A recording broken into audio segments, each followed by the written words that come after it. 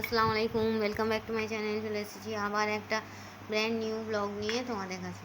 Good afternoon বন্ধুরা, কেমন আছো তোমরা? তোমাদের ভালোবাসায় আমিও খুব খুব খুব ভালো আছি। এখন দেখাতে ধরো।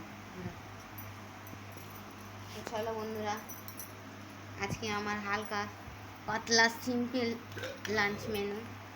প্রথমে আছে গরম গরম সাদা ভাত, সঙ্গে নিয়েছি বলতে যাচ্ছিলাম, সঙ্গে নিয়েছি একটা লেবু, গন্ধরাজ লেবু। এখানে আছে ঢেঁড়স ভাজা, এখানে আছে পটল দিয়ে আলু দিয়ে মাংসের তরকারি, আর এখানে আছে খাওয়ার পর পেয়ারা। তোমরা কি দিয়ে লাঞ্চ করেছো বন্ধুরা? আমাকে কমেন্ট বক্সে কমেন্ট করে জানাবে।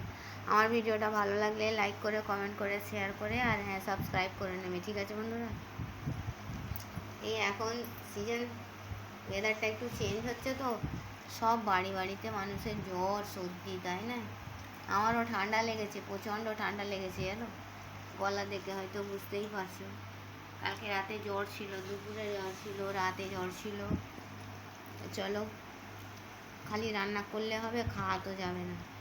আমি ওই জ্বর ছিল ভাবছি, তাই লেবুটা খাবো না ঢেঁড়স ভাজা দিয়ে ভাত খাবো না। জ্বর হলে মুখটা কেমন হয়ে যায়, তাই না? জল হতে তো।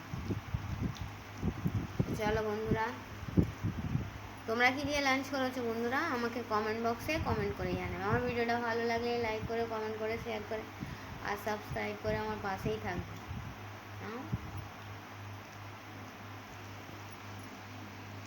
তো তোমরা কারা কারা আমার মতো ঢেঁড়স ভাজা খেতে ভালোবাসো?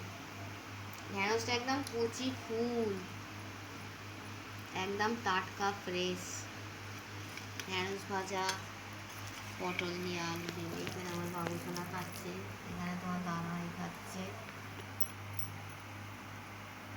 খাবার পরে আছে পেয়ারা। চলো, এই ছিল ছোট্ট মতো মিনি ব্লগ। ভিডিওটা ভালো লাগলে সাবস্ক্রাইবের অনুরোধ রইল। Thanks for watching.